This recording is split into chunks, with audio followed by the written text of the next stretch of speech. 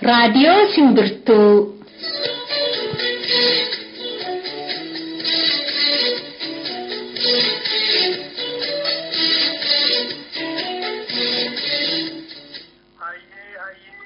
Waaqa gurraacha, waaqa bokkuu sibiilaa, waaqa shanangataa, waaqa sagaltaman garbaa, waaqa dargan booranaa, waaqa ciicoo gurraattii, waaqa siiqqaayyoo, barri nagaa ta'u, bariin nagaa ta'u, galgalli nagaa ta'u, ganamni nagaa ta'u, handuula mirgaa naa galu. Akkam jirtu dhaggeeffattoota keenya Oromiyaaf Oromiyaan ala jirtanii kun qophii Simbirtuu torbeetti gaafa kamisaa kasinii dhiyaatudha.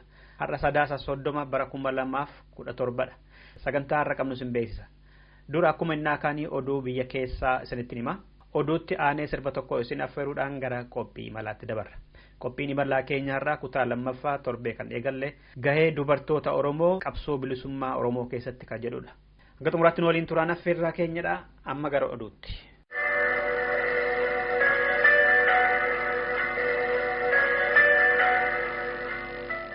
Har'a godina Baalee aanaa Dawaa Sarar keessatti waraanni daangaa cabsee seenee Oromoo lolaa ture akka madda Simbirtuutti. Kallattii hoomaa fi kurooftuutiin hanga oduun kun qophaa'etti waraanni meeshaa gurguddoo hidhatee naannoo Sumaaleerraa itti seene Oromoo lolaa ture. Lola har'aa kanarratti miidhama qaamarras ta'e qabeenyarra ga'e nun geenye. Poolisoonni Oromiyaas maalitti akka jiran hin baramne. Godinuma sana aanaa Raayituu keessatti torbee kana keessa lolli wal fakkaataan Oromoo irratti banamee ture. Lola godhame sanarratti Oromoonni loltoota Itoophiyaa 15 irraatii qawwee hiikkataniiru jedhe oduun nu ga'e. Wallagga dhiyaa magaalaa Beegiitti kaleessa uummanni mootummaa Itoophiyaa bahanii hiriira mormiidhaan balaaleffataa oolan. Waraanni federaalaa maqaa loltoota Sumaaleetiin daangaa ce'ee Oromoota ajjeesuu ni balaaleffanna. Oromoota lola irratti banameen isaan irraa buqqaan waan dandeenyuun gargaarra. Bulchitoonni aanaa Beegii nusaamaa waggaa 26 turan nurraa haa ka'anii. Mootummaan Adwaa'ii nuun bulchuu kan jedhuu fi kan biroon dhaadannoo isaan dhageessaa oolan keessatti argama. Barattoota, barsiisota, hojjettoota waajjiroolee garaagaraa fi jiraatota magaalaa fi naannoo ishee keessaa kan walitti bahan Oromoon hedduun sagalee dhageessaa turanii kan jedhe maddi keenyi hiriirichi nagaadhaan raawwatameera jedhe. Boodarra garuu namoonni yoo xiqqaate 5 bishaan magaalichaa keessaa dhuguudhaan dhukkubsatanii mana yaalaa Beegii seenaniiru jedheera. Sababiinsaa ifatti garuu hin beekamne jedhe. Barattoonni fi qeerroon roobii kaleessaa hedduminaan bahanii abbaan biyyaa Oromoodhaa jechaa oolanii Harargee bahaa magaalaa Baroodaa keessatti. Wayyaaniin nun bulchuu waraanni federaalaa nurraa haa ka'u kan jedhu dhaadannoo magaalaa kana keessatti ol kaafamee dhageeffamaa oole keessaatti argama akkasittiin.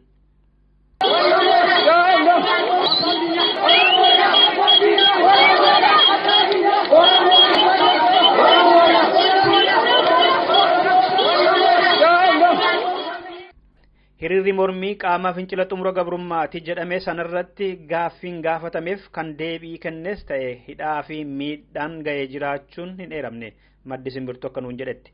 Oduu wal qabateen barattoonni Oromoo yuunivarsiitiilee Oromiyaa keessaa garaagaraa keessaa baratan gaaffiin keenya deebii dhabe jechuudhaan barumsa dhaabuun ammas akkumatti fufetti jira. Gidduu kana yuunivarsiitii Haramayaa fi Ambootii akka haaraatti mooraa gadhiisanii bahaa jiru barattoonni Oromoo. Yuunivarsiitii Odaa Bultum keessattis taanaan haaluma wal fakkaataatu deemaa jira. Maddeen akka jedhanitti Boorana keessatti Oromoon ajjeefamaa otoo jiruuti qalbii tasgabbaa'een barumsa hordofuu hin dandeenyu. Daangaan Oromiyaa sarbameera. Waraanni nurraa haa ba'u jennee waan dideef tasgabboofnee barachuu hin dandeenye gaaffiin keenya qaama mootummaa biratti gurra dhabe kan jedhu faati. Yuunivarsiitii Bulee Horaa, Yuunivarsiitii Wallaggaa, Yuunivarsiitii Jimmaa fi Yuunivarsiitii Mattuufaa keessattis walitti fufinsaan barumsa dhaabuun gaggeeffamaa jira. Dhaabbanni Dimokiraasummaa Uummata Oromoo fi mootummaan Oromiyaa immoo barachaa gaafachuu malee dhaabuun sirrii miti. Diinatu duuba taa'ee isaan oofaa jira jechaa jiru. Obbo Baaduulaa Gammadaa roobii kaleessaa OBN'tti yeroo himan barumsa kan dhaabu dhaloota boruu dhufuudhaaf kan yaade miti jedhani. Obbo Lammaa Magarsaas gama isaaniitiin diinatu barattoota kana duuba taa'ee isaan akkas goosisaa jira jedhaniiru OBN'tti. Torbee darbee fi kana keessa godinoota Gujii lamaanii fi Boorana keessatti hiriirri mormiin bal'aan mootummaa Itoophiyaa irratti bahamaa ture. Yaa ballootti mootummaan uummata keenya ajjeesisaa jiru nurraa haa buqqa'u jechaa turan. Boorana daangaa Sumaalee irratti torbeedhuma kana keessa waraanni Sumaalee fi waraanni federaalaa qoobii diimaa qabu gamtaan Oromoo waraanaa turuu fi lubbuun gamalachuurraayyuu hedduun akka bahe sabaa himaalee garagaraatiin daddarbaa ture. Oromoonni kan himatan federaalatu nu haadhaa jira jedhu. Mootummaan Obbo Lammaa Magarsaa dubbachuu malee lafarratti jijjiirama hin finne yeroo jedhan akka fakkeenyaatti lola nurraa hin dhaamne daangaan hin sararamne bulchitoonni ganna 26 hataasamaa fi nu hiraarsaa turan hanga dakaatti ammallee bakka hedduutti bakkarraa hin kaane hidhamuun hin dhaabbanne Oromoon ammas abbaa biyyaa hin taane kan jedhu uummata hedduu biratti komee irratti dhiyaata jirudha akka madda keenyaatti. Adda bilisummaa uummata Tigraay guyyoota 50 deddeebi'ee qorannoo erga godhee booda hoogganoota durii garii kaase garii immoo haaraa filatee ka'e. Dura ta'an dhaabichaa fi bulchaa Tigraay ka turan obbo Abbaay Walduu aangoo lamaan irraa mulqame hojii gaggeessituu keessaas baafamanii koree gidduu keessa qofaa akka turan godhee murteesse. Dura teessuun dhaaba gargaarsa deebisanii dhaabuu fi hadhaadhiyyaa Tigraay yookaan FRT fi haadha manaa obbo Mallas Zeenaawii ka turan aadde Azem Masfin immoo miseensummaa yeroodhaaf irraa mulqeera. Itti aanaa isaanis aangoorraa kaase. Dhaabbatichi Dr. Dabratsiyoon Gabra Mikaa'el dura taa'aa dhaaba sanaa adde Fetleworq Gabra Egziyaabeer aantu dura teessuu dhaabicha obbo Asmallash Walda Mikaa'el obbo Abrahaam Takaste obbo Geetaachoo Raddaa fi adde Keeriyaat Ibraahimiin miseensa koree hojii raawwachiiftuudha jedheetu amma filatee ka'e. Dhaaba kana keessatti koree gidduu fi koree hojii raawwachiiftuu ta'anii namoonni 11 filataman maatii obbo Sibaat Naggaa keessaati kan jedhe maddi keenyi. Kun immoo adda addummaa garee Aduwaa fi garee Aksum kan ture amma gareen Aduwaa olaantummaa argataa jiraachuusaa mul'isaa jedhu. Qondaalli tikaa Geetaachoo Asaffaa garee kana keessa kan jiru hoggaa ta'u obbo Saamuraa Yunuusuu fi obbo Abbaay Walduu immoo garee irra aanameera ka jedhamu garee Aksum keessatti argamaa jedhameera. Dhumarratti Saudi Arabiyaan gidduu kana namoota 1,300 ta'an gara Itoophiyaatti ariite. Sababiin isaa immoo seeraan ala biyya kiyya keessa jiru kan jedhudha jedhe maddi oduu Ajaans Press ministeera haajaa alaa Itoophiyaa eeree kaleessa. Hanga yoonaatti xiqqaate namoonni 70,000 ta'an gara Itoophiyaatti kan ari'ataman hoggaa ta'u yeroo ammaa kana immoo gara 400,000 kan ta'antu Saudi Arabiyaa keessa hojjetaa jiru jedhameera. Dhaggeeffattoota keenya oduun keenya har'aa kanumadha. Sirba kanaan gara qophii imalaatti dabarra. Miidhaa garbummaan shamarranii fi haadholii Oromoo irratti qabu maal fakkaata? Qabsoo bilisummaa Oromoof godhamu keessatti immoo duris ta'e har'a qoonni dubartoota Oromoo fi shamarran Oromoo hagamidha. Maal ta'uu qaba kana caalaa isa jedhu irratti adda Kuulanii Guddinaa Tumsaa kutaa 2ffaa waliin marii eegalle sirba kanaa booda dhiyaata.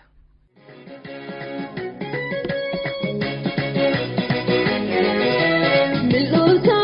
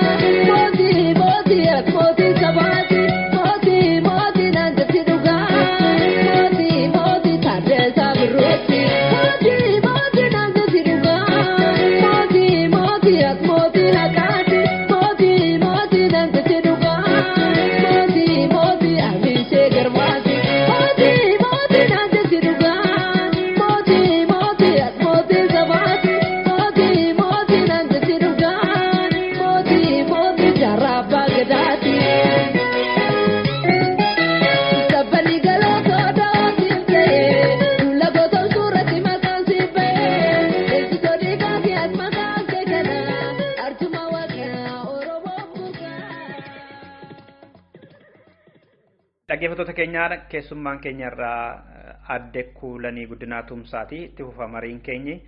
Magaasiin maatiin abbaanis akkas ta'anii haatis akkas ta'anii eensiin guddise akkamitti guddattanis no? Sodaattanii namni isin gargaaru dhibee maatiin faca'e moo akkam taatan? Lakki obboleetti koo leensaarra kanaaf warri kaan hundinuu biyya keessan turre. Barattoota baay'eetu biyya alatti ergamaa ture keessaa gara biyya sooshaalistii fi adda addaatti iskoolaarshiippiin warra ergamantu turanii. Ani yeroo sanatti carraa Chekoslovaakiyaa dhaquun argadde gara Chekoslovaakiyaa deeme barnoota. Akka dhuunfaatti moo karaa mootummaa? Mootummoota biyya sooshaalistiitu barattoota biyya iskoolaarshiippii kenna ture. 1000 deemna ture. Hojaa jechuudha isaan keessaa turre jechuudha. Obboleettiin koo Jarmanii bahaatti bakka argatte akkasii jechuudha. Obboleessi koo immoo nu dura ba'ee unno. Inni nu dura ba'eeti Berliin ture. Isinin carraa kan isin dhorkanne maaliif maatii beekamaadha? Maatiin hunduu akkas ta'anii karaa mana barumsaa hordoffiin isinirra godhaman turre jechuudha moo maatii sergamiin moo ijoollee kana? Lakki yeroo sanatti bara 76 yeroo an ba'u akkasitti tokkoon Oromoo barattoota Oromoos adda baasanii cunqursuun hin jiru yoo namni gaduma ba'ee waa hammeenya mootummicha irratti hojjete malee akka sanatti hin turre. Maaliif yeruma nagaadhaa ijoollee barattoota Oromoo 100 lakkaa'amantu ba'ee biyyaatti barnoota. Adde Kuulaniin yoomidha kan isaan gara maandhee adda bilisummaa Oromootti dabalaman jalatti ijaaramanii jechuudha gaamma waa'ee Oromoo kana dhagaa turtanii waggaa dhaabni hundeeffamu akka maatiitti isaa ta'uun dhageessuun agartu garuu booda jaarmiyaa abaawoo keessatti kan galtan yoomi?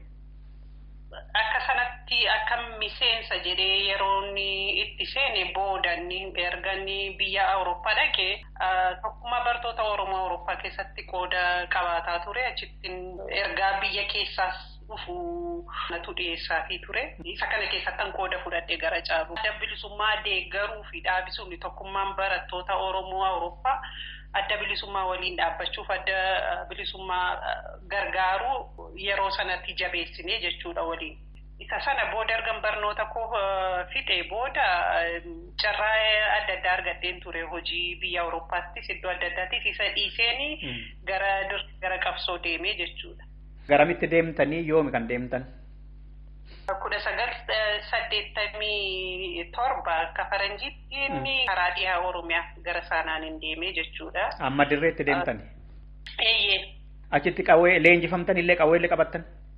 Lakki carraa sanan arganne sababi isaa etuunni dideera ta'e numa barachuun numa danda'a garuu nama loluu hedduu qabna nama barsiisuu fi ijaaruu barbaanna ka jedhu qooda sana natti kennan maaliif hir'ina namaatu ture.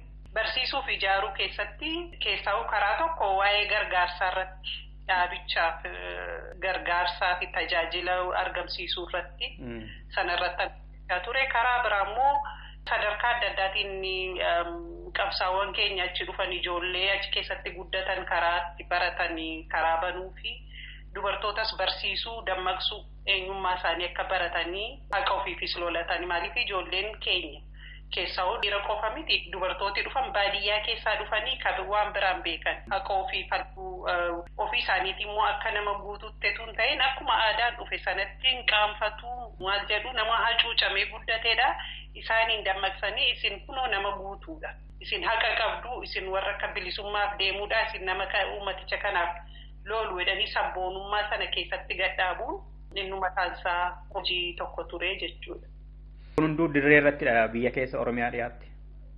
Oromiyaa dhiyaattis karaa Suudaan keessattis. Karaa Suudaan keessattis.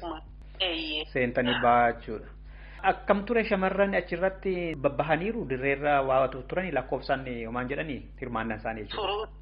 turanii bakka hundaatti qooda qabaataa turanii warra kutatoodha warra kutatee loluudha warra dhiirarsu lolchiisuudha sadarkaa adda addaa keessa guddataa turan. Ajaa'ibtaniiru dubartoonni dirree dhiyaarratti?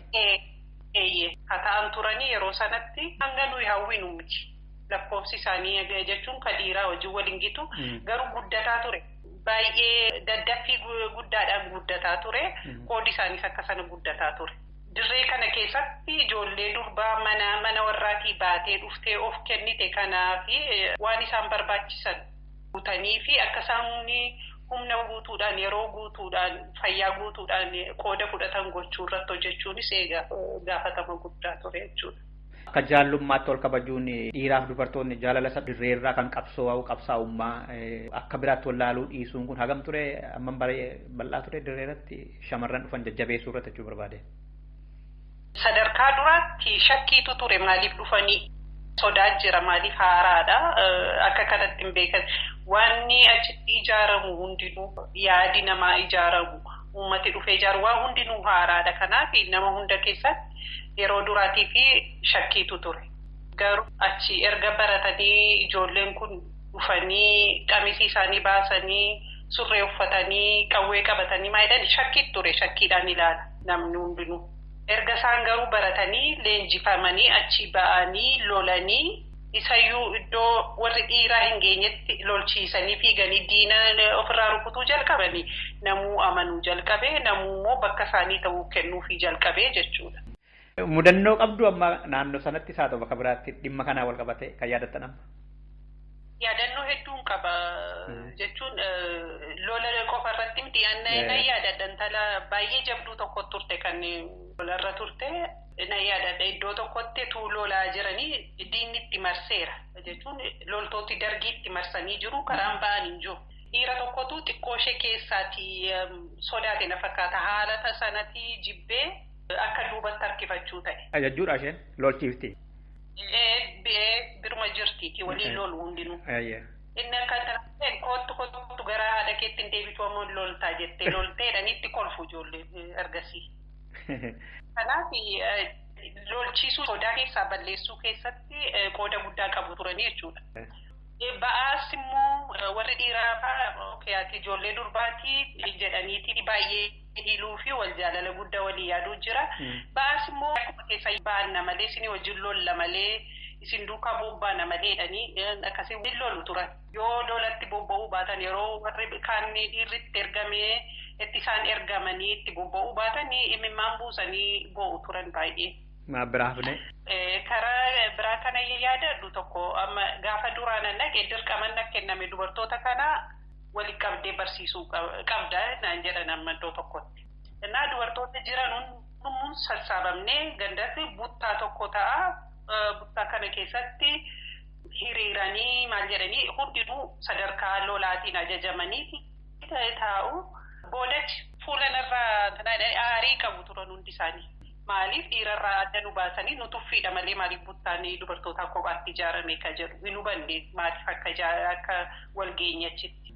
Yeroo kanatti erga barnoota jalqabnee haasofnee maal jennee booda hamileen isaanii ol ka'e. Nus akka dubartiitti kana gochuu dandeenya qabsoo keenya akkasitti dagaagsuu dandeenya uummata keenya bira akkasitti geenya.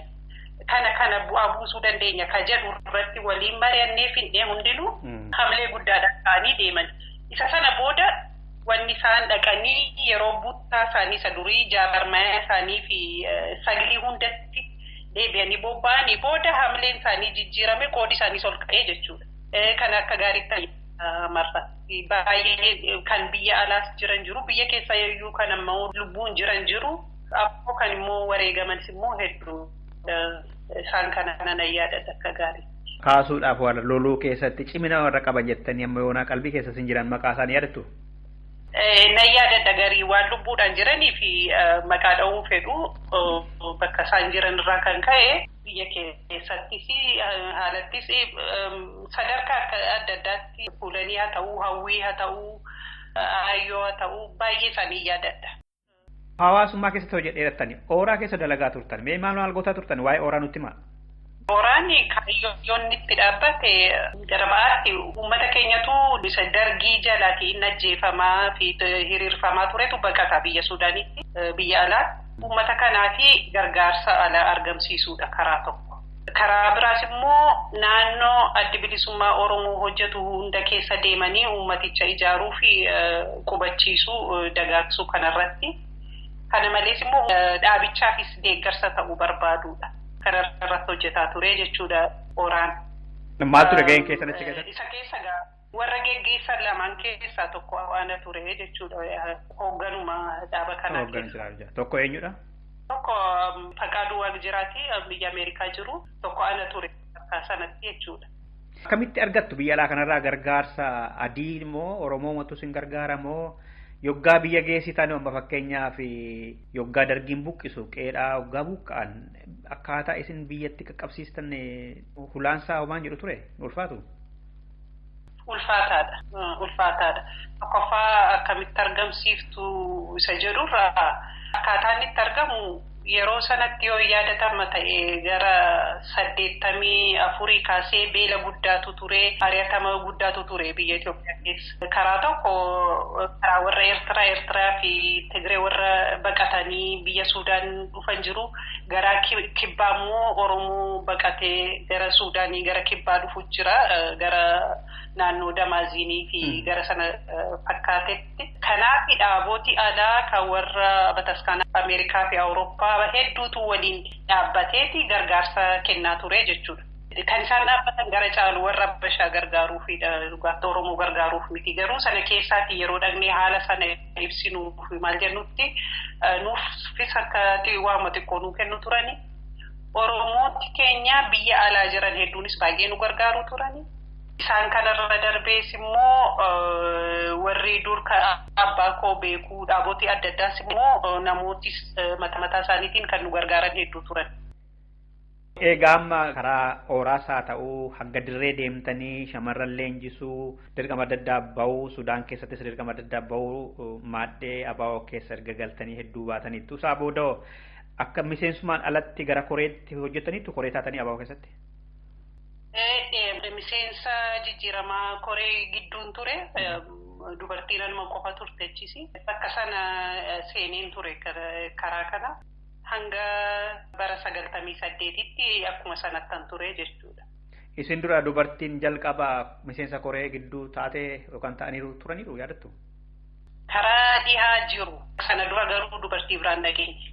Qabsoo amma gaggeeffamaa jiru kana keessatti quba qabdu biyya keessaa waan deemaa jiru mana barumsaa irraa kaasee baadiyyaa dabalatee kan dargiis ilaaltanii amma kan Haayile Sillaasees ilaaltanii kan sirna kanaa keessattoo gaalaaltan maaltu jira hacuuccaan Oromoo rakkeetu dubartoota irra ga'u kana keessaa bahuuf immoo qoonni dubartoota hammam saduu irra dabalee namoo irrateera akka laaltanitti.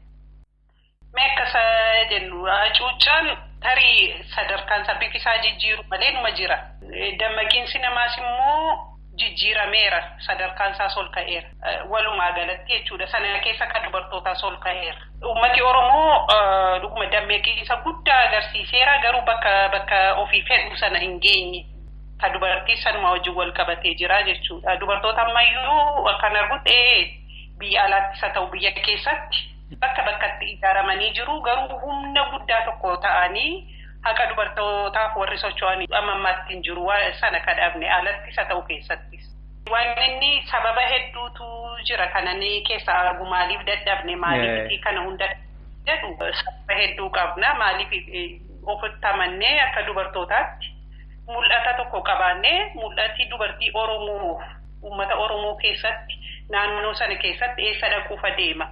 Isa kana keessaa immoo ergamni koo maalinni qoodi koo maalinni jennee of gaafannee tooftaa akkamiitiin meeshaa akkamii qabaannee gara sana ga'uu dandeenya ka jedhu akka walitti dhufanii dubartooti homaa waan hojjetan hin qaban.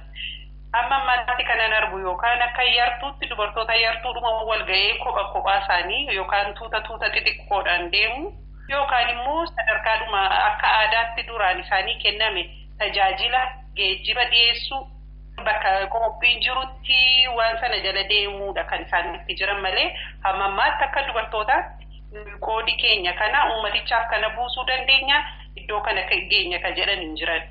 Akka nama tokko tokkotti dubartooti guddataa jiru dhaloonni boodaan dhufan kun dhiibaa jiru abdii gaarii agarsiisu garuu akka sochiitti ta'utu hin jiru siin jechuudha. Makaaftaniittu ka baay'ee komatamu tokko keessattuu warri biyya keessa jiran dhuguma haala isaan keessa jiran beekamaadha. Haga danda'an immoo keessattuu gara mana barumsaa keessa warri jiran ni hirmaatu warra dhiiraa faana shamarran jechuudha. Qeerroof qeerrittii warri jedhaman jechuudha. Biyya alaa kanatti garuu gadi bahanii yoggaa isaan ejjennoo siyaasaa mataa isaanii qabatan hin mul'atanii jedhanii komatamu yoo abbaan warraa akka biraa ta'e ishee manumatti haftii yookaan immoo abbaa warraa faana yaada tokko qabaatte abbaan warraa ishee fuudhee waltajjiitti hin bahu. Haati warraaf abbaan warraa waliin siyaasatti gadi hin bahanii waliin waltajjii irratti gadi bahanii falmanii gaafuma waaman darbanii dhabe tokko dhaqa malee hundi haadha manaa fudhatee hin bahu ijoollee shamarran fudhatanii hin bahanii jedhaniitu koomaatu. Dhiiruma birayyuu rakkina jira maaliif oromti siyaasa keessa jira haadha manaa isaanii ifatti gadi baasanii yookaan immoo yaadaan illee adda adda haa ta'ani. Immoo dubartoota gadi bahanii dubbachuudhaan fedhan immoo hacuucaatu irra jiraatanii yaaddu warra alaa kana keessatti. Akkuma kan Oromoodhuma waliigalaa akka koomataa turre maaliif gadi ba'ee kana hin jedhu maaliif biyya akkas hin godhu ennamiti akka amma biyya ba'ee amma mul'ate kan dubartiis akkasumatti ilaaluu dandeenya agartee gaafa yeroon ga'ee dhiibee baatu hundumatu ba'a. Dhiira komachuu hin dandeenyu akka dubartiitti. Dhiiratu nu baasa miti abbaan manaatu baasa miti. Annan barbaada bakka akkasiin dhaquu qaba kana keessaan qooda fudhadha jennaani abbaa manaa miti kan murteessuuf. Dura ofii murteeffachuu baruudha nama biraa komachuuf. Yoo isa obbaase malee abbaan manaa koo dhufee nan baasu. Yoo Oromoon bilisa obbaase malee namni alagaa dhufee isa baasuu hin danda'u. Abbaatu obbaase dura. Of qarree kanan barbaada kanattan jabaadhee isa kanaanan hojjedha. Uummata tokkoof immoo kanan bu'aa buusa innee duraan ofii keenya guutummaatti itti amanuu qabna. Itti namanii hojiitti jijjiiruu hin dandeenyu jechuun namuma alagaa komanna waan ofiitti dadhabne hundumaa. Karaa biraa immoo dhiiroti warri dammaqne ni Oromoof dhaabbanna. Ni Oromoof qooda buufna jedhanii sadarkaa hundattan argaa jira. Sadarkaa olii warra dammaqoo jedhaman maqaan haadhayi dubartoota isaanii wajjin jiran isaanitti heerumanii jiran maqaan siidha. Tasa eenyunni kan jabeessee deemi ati jabduudhaatis kana gootaa jedhee ba'u meetariin qubaan lakkoofna ta'a. Komii guddaan iyyuu isadha. Inni kophaa bahaa walgahii deemaa addunyaarra naannaa yookaan idduma jirutti hirmaata haati manaasaa gadi hin baatu ijoolleen isaa warri dubaraa gadi hin bahanii jedhu haala kanatti. Karaa biraa waan irraati hamaarraa ittisutti fakkaata yoo isheen gadi baatee waan bineensa wayiirraa ittisutti fakkaachuu mala. Garuu innis haadha manaasaatti obboleettii isaatti intala isaatti akka nama of dandeessu tokkotti itti amanuu danda'uu qaba. Hangannitti namaniinitti isheenis irraan bilisoomtu innis isheerraa waa hundarraa ittisee manumatti qaburraa of hin qusatu jechuudha. Sodaa sana keessaa ba'uu qabannis dubartii akka meeshaatti akka nama yaadamuufitti akka nama of hin dandeenyeetti yaaduu fi dhiisuu qaba. Isheen of yaaddattu of isheetti murteeffattu waan isheen jettu sanarratti akka isheen karaa nagaa karaa qajeelaa deemuu dandeessu irratti akka firaatti akka abbaa manaatti gargaaru. Malee ittisuun fi yaada biraatiin ilaaluun dubartoota keenyas eenyuun nu gargaaru. Tarii numaayyuu akka falaatti warri fudhatan nu jiru meesin yaada keessan irratti kenna amma dhala kanatti wal xaxanii kan ta'an warri siyaasa gaggeessina jedhan warri dhiiraa otoo dubartoonni isaanii gadi bahanii inumaayyuu nagaa fiduu danda'u. Inumaayyuu dubartoonni otoo qabsoo keessatti hirmaatanii qabsoon kun daran diiyaasporaa kana keessatti inni dalaga dhabee wal arrabsuutti taa'e kun achi furga'uu danda'a. Hirmaannaan dubartootaa otoo siyaasa keessatti danatee guddatee baay'atee mooraadhumti Oromoo diiyaasporaa kanaayyuu tasgabbaa'ee gara fuula tokkootti naannefatuu danda'a warri jedhanii yaadanis jiran. Isin maal jettu asirratti? Dhugaadha qoodii dubartoota iddoo isaan jiranitti agartee dhiiroti walitti hin bu'an. Kun uumaadhuma keessa bineensa keessas dhala namaa keessas waan jirudha. Aadaa keenya keessatti immoo waan bakka guddaa qabudha. Bakka dubartiin jirtutti nagaa bu'a. Dubartiin gidduu buuteetti nagaa buufti. Isa sanatu dhibe. Inni diiyaasporaa jiru biyya isaarraas dinagdee uummataarraas aadaa uummataarraas jireenya uummataarraas fagaateera. Akka biraatti yaada akka uummata keenyaatti yaadu namni ala jiru ana dabale. Kanaafi akka dubartiis kan inni yaadu akka dubartii halagaatti kan inni waa'ee dubartootaa yaadu malee ulfina sanaa fi qooda isheen aadaa keessaa qabduu fi waa hunda yaadu. Isheen dubartiis akkasuma of gatteetti akkuma sana. Amma isa biyya keessa jirutu wanni gaariin dhalate wanni uummati keenya nutti agarsiise yoo jiru harkatti galfate qabsoosa uummati Oromoo. Ala laalaan jiru of ilaalaa jira of keessa laalaa jira. Guyyaa guyyaatti kan nuyi biyya keenya keessa agarru dubartootarraas dhiirarraas waliigala waliin immoo yeroo isaan socho'an kan nuyi agarru gara aadaa keenyaa sanaatti deebi'aa jira. Guyyuu nanni caqasa sochii isaanii karaa televezyiinii haa ta'u karaa adda addaa nan caqasaa yeroo achirra darbus nan arga uummata keenya jijjiiramaa jira. Gara gaariitti sodaa tokko malee namuu qooda isaa kennaa jira jechuudha. Hamma inni alaa haadha manaa isaa ittisu ijoollee isaa durbaa ittisu inni biyya keessaa inni baadiyyaatti isaan jiru bilisummaa qabu achitti ishee alaa caala.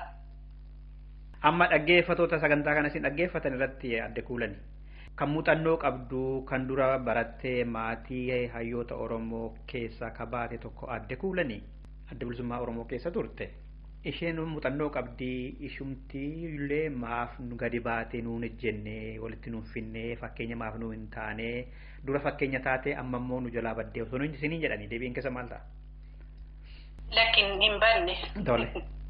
Qooda waanan danda'utti qooda buusuu keessaa duubatti waanan jedheen qabu garuu akka kanaan duraatti akkuma kanan jedhe sadarkaan iddootti socho'antu hin jiru. Anaaf dhaaboota warra jiran keessaa bakka kana keessattan qooda guddaa qooda guutuu kenna kanan jedhu hin arganne.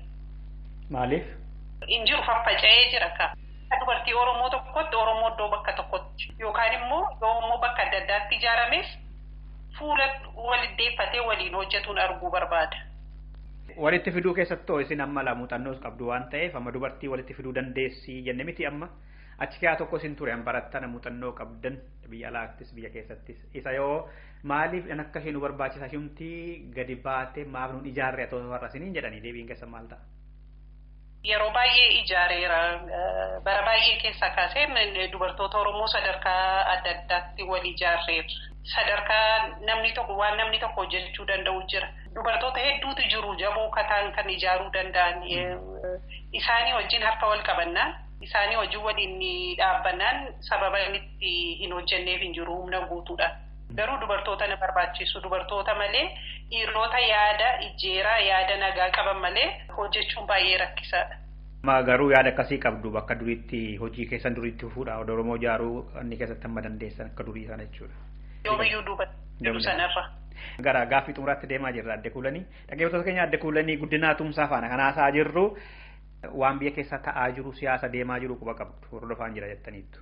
Hooggansa amma dhaabbata dimokiraasummaa Oromoo biyya jirus qabsoo akkatti inni ibsaa jiruu fi jedhamaa jiru quba qabdu. Garamitti deemaa kan jira jettanii yaaddu qabsoon Oromoo kun qabsoon bilisummaa Oromoo kun? Dhugaa dubbachuu fi baay'ee dagaagaa baay'ee guddataa jira. Uummatichi gara inni itti adeemaa jiru waan baay'ee abdachiisaadha. Hooggana argateera isa kana hooggannisaa jechuun na rakkisa. Isa hooggana ofiin jedhutu uummata duukaa fiigaa jira. Uummatichumatu hoogganaa jira akkan argutti. Tarii namooti yartuun kan sosocho'an hin jiru abdii guddaadhaan ilaalla gara inni itti adeemu suni dhuguma nu baasaadha. Uummatichi gara kanatti dhuguma nu geggeessitu uummatichi itti fuulleessinaani Oromoon abbaan fedhe yoo hooggana ta'e gammachuu guddaadha. Garuu garatti uummati keenya bilisummaa isaa fi haqa isaa guutuu argatutti gara inni nagaa argatutti ka geggeessu argannaan yaada gaariidha. Tole dhumarratti yaada anan jedhu qaba yoo jettan carraa isinii kennama. Waan an jechuu barbaadu anan carraa guddaa argadhee keessa dammaqee garuu warra mammuuna booda dhalatanii ijoollee koos ta'uu danda'anii warri qabsoo kana keessa qooda fudhataa jiran jiru akka dubartootaatti akka shamarraniitti waan jechuu hawwu wala ijaarruudha.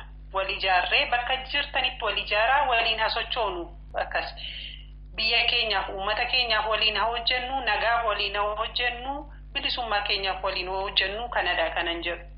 Dhiirota immoo yaada gaarii hawwii gaarii Oromoo guutuuf naannoo sana guutuuf qaban immoo nu deeggaraan wajjin dhaabbadhaa mana keessaas dubartoota keessanis jajjabeessaa duukaa dhaabbadhaa akka jedhu kanan qabu. Adde kuulanii guddinaa tumsaa yeroo dheeraa waliin dubbanneerra baay'ee fayyaa ta'a ulfaadha adde kuulanii. Yaa ulfinni isinii qasa ta'u nagaan.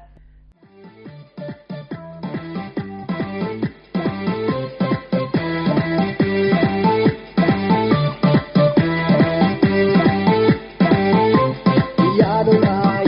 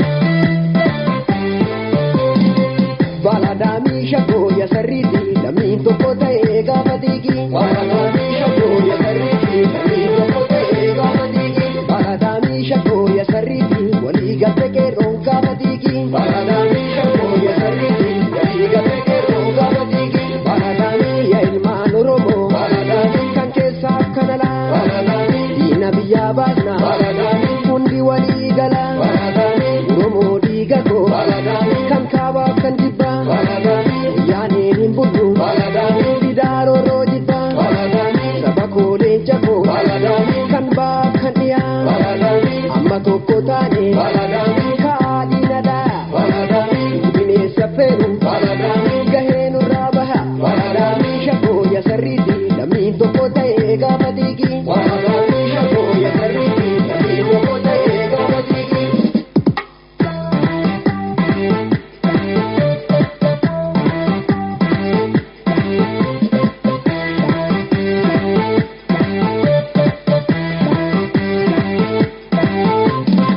Baradamii shakkoo ya sarriitti lammiin tokko ta'ee gaafa diigi baradamii shakkoo ya sarriitti lammiin tokko ta'ee gaafa diigi baradamii shakkoo ya sarriitti walii galte qeerroon gaafa diigi baradamii shakkoo ya sarriitti walii galte qeerroon gaafa diigi baradamii addunyaarran jirtu baradamii gaafin deebiin qabne baradamii dagattu seenaan baradamii lubbuu meeqa dhabne baradamii simboofti miliili baradamii sillichaa kalkalloo kalkalloo sillicha baradamii wacaa karacha baradamii ammoo manan galtu baradamii guuttannaan garacha baradamii Oromoo leenca koo baradamii nu abbaa biyyaati baradamii ammoo biddoo laallu baradamii booddee mana haati baradamii shakkoo ya sarriitti lammiin tokko ta'ee gaafa diigi baradamii shakkoo ya sarriitti lammiin tokko ta'ee gaafa diigi. Dhaggeeffattoota keenya qophiin keenya har'aaf jennee hanga ammaa kan dhagaa turtan kana fakkaata ture. Sirboota har'aattis bohaaraa qophiirraas waa hubattaniitu kan jedhu abdii qabna. Torbee immoo dhimma biraa qabannee walitti deebina hangasittuu bakka gaarii fi haala gaarii keessa akka turtan yeroo hundumaa hawwii keenyadha.